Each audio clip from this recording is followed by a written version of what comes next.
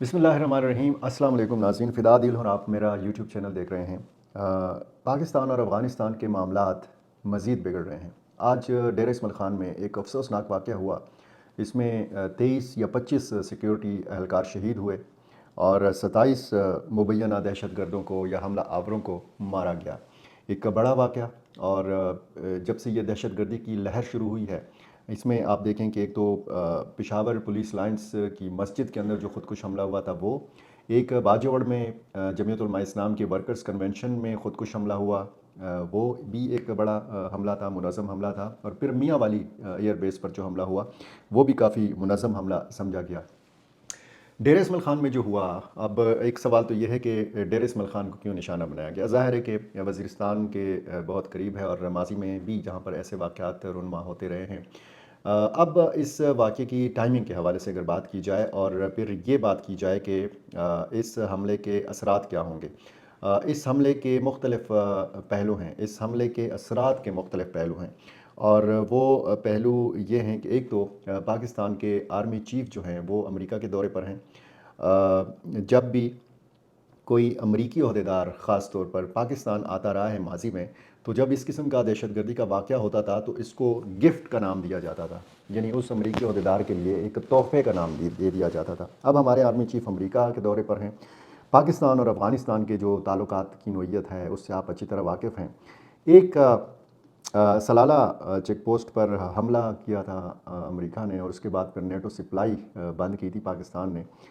इस हमले को भी उस हमले से मिलता जुलता हमला करार दिया जा रहा है। डेर इस्माइल ख़ान का जो हमला है, इसकी बज़ाहिर ज़िम्मेदारी जो है वो तो तहरीक जिहाद पाकिस्तान ने कबूल की है, लेकिन इस जो तंज़ीम है, इसको समझा जाता है कि ये एक शाख है टीटीपी की, और शायद ये इसका वो हिस्सा है कि जो ज़्यादा जो है, अगर ज़िम्मेदारी कबूल करने के हवाले से बात हो तो फिर इस तंज़ीम का नाम इस्तेमाल किया जाता है। इस हवाले से सिक्योरिटी जो माहिरीन हैं, सिक्योरिटी जो इदारे हैं, वो फ़िलहाल तहकीक में मसरूफ़ हैं कि ये कौन सी तंज़ीम है, इस तंज़ीम के लोग कौन हैं। क्योंकि ये तंज़ीम और टीटीपी जो है, इसका तरीक़ा वारदात तकरीबन एक जैसा है, इसके अहदाफ़ एक जैसे हैं, इसके मकासद एक जैसे हैं, यानी दहशत फैलाना। अब पाकिस्तान इस वाक़ये के, इस हमले के रद्द-ए-अमल में क्या कर सकता है? एक सवाल है जो उठाया जा रहा है, जो आज सारा दिन इस पर बात होती रही, लेकिन आपको मीडिया में ज़्यादा इस पर बात होती हुई नहीं नज़र आएगी, क्योंकि पाकिस्तानी मीडिया का जो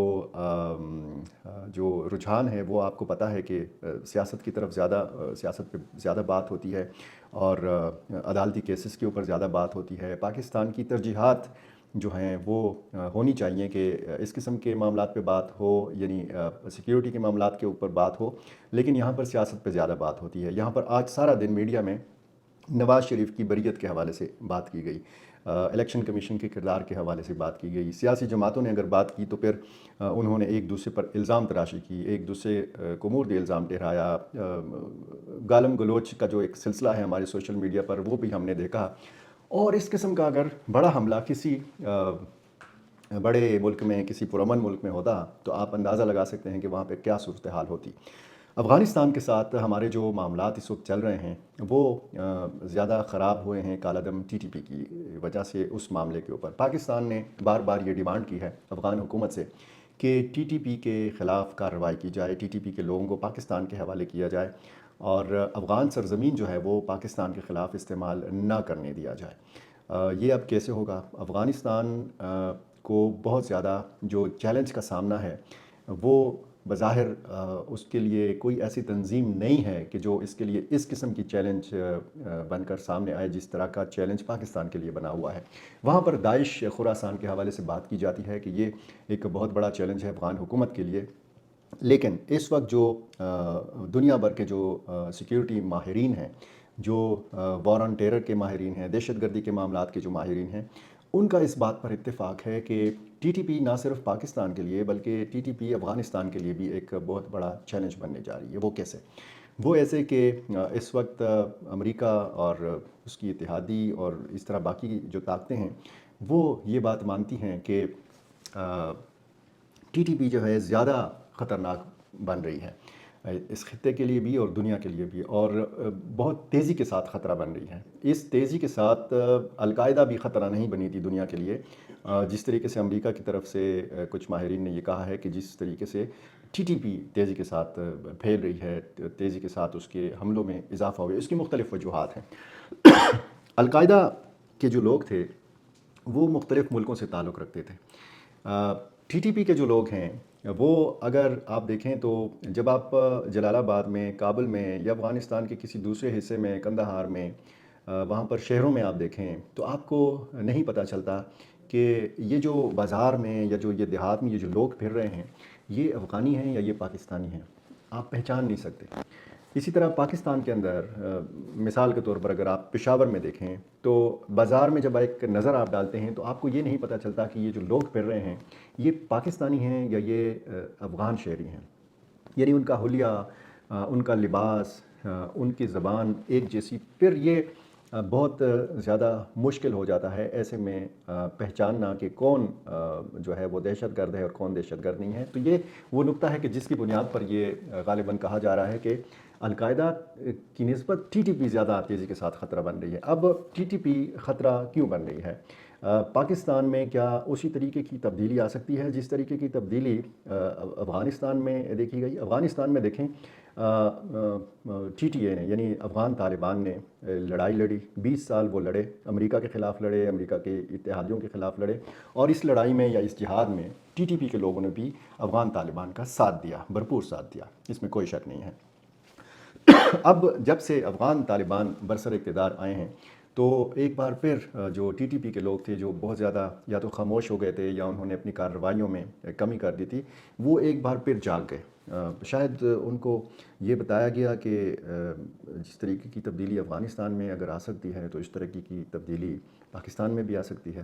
تو پھر یہ جو یہاں پہ ان کے جو پاکٹس تھے وہاں پر یہ دوبارہ سے سرگرم ہو گئے۔ پھر ایک سلسلہ ہوا، پچھلے دور حکومت میں ہم نے دیکھا کہ مذاکرات کیے گئے ان کے ساتھ، کابل میں کیے گئے، اور یہیں سے جب پاکستان سے وفود جاتے تھے تو کابل میں ان کی ملاقاتیں ٹی ٹی پی کے رہنماؤں سے ہوتی تھیں، اور اس وقت بھی یہ خیال کیا جا رہا تھا کہ بلکہ کچھ سیاستدان تو یہ بھی کہتے ہیں کہ افغان طالبان اور پاکستانی طالبان ایک ہی سکے کے دو رخ ہیں، یعنی ایک دوسرے کے ساتھ ان کا اتحاد ہے، نظریاتی اتحاد تو ہے ہی، ظاہر ہے کہ ایک ہی نظریے کے لوگ ہیں، لیکن نوعیت اگر آپ دیکھیں کہ پاکستان میں اس وقت دیکھیں 20 سال اگر افغانستان میں لڑائی لڑی گئی تو وہ غیر ملکی افواج کے خلاف لڑی گئی، وہ امریکہ کی سربراہی میں جو غیر ملکی افواج قبضہ تھا جن کا افغانستان کے اوپر، ان کے خلاف افغان طالبان نے لڑائی لڑی، جہاد لڑا، ٹھیک ہے۔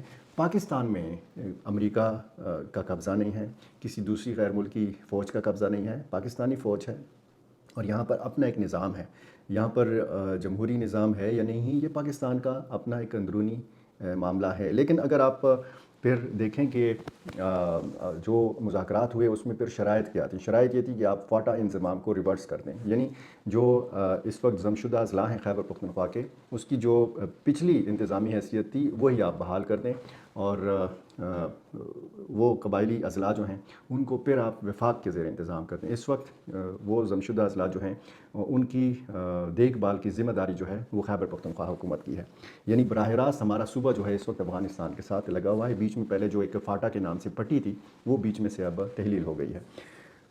شرائط اگر آپ دیکھیں اور پھر نوعیت دیکھیں، اس لڑائی کی نوعیت دیکھیں، اور پھر یہ سارے معاملات جب آپ دیکھیں تو پھر پاکستان نے مطالبات رکھے افغانستان کے سامنے کہ آپ ٹی ٹی پی کے خلاف کارروائی کریں، نہیں کیا، سرد مہری کا مظاہرہ ہے افغان طالبان کی جانب سے، اور اس کے رد عمل میں پھر ہم نے یہ دیکھا کہ ایک پالیسی کا اعلان کیا پاکستان نے کہ تمام غیر قانونی جو افغان مہاجرین ہیں ان کو پاکستان سے نکالا جائے۔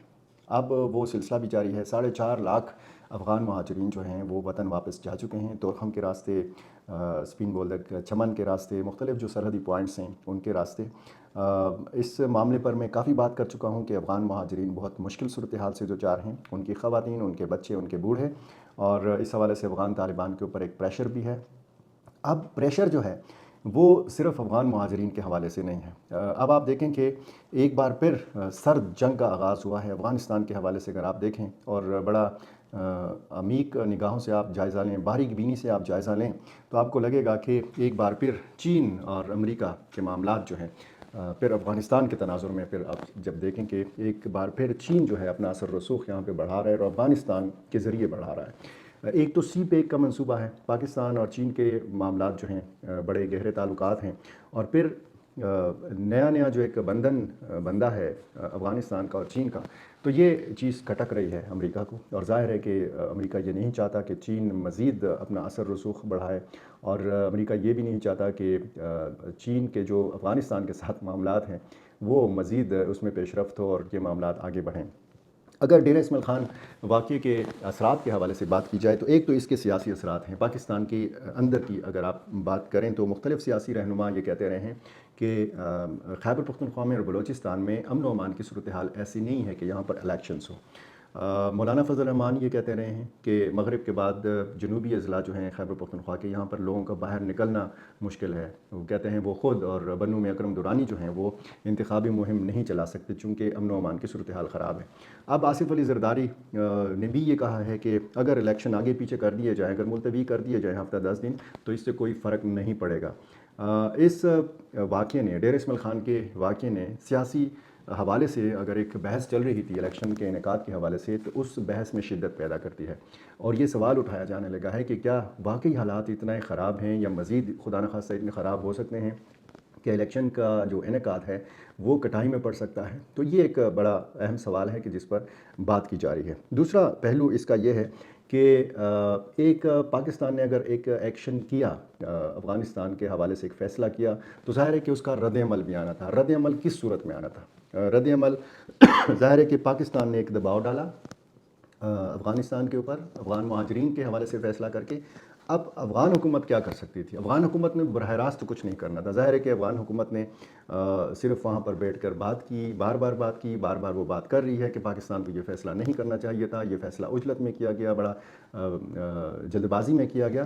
لیکن وہ جس طریقے سے بات کرنی چاہیے تھی کابل کو اسلام آباد سے اس معاملے کے اوپر، اس طریقے کی بات نہیں کی گئی۔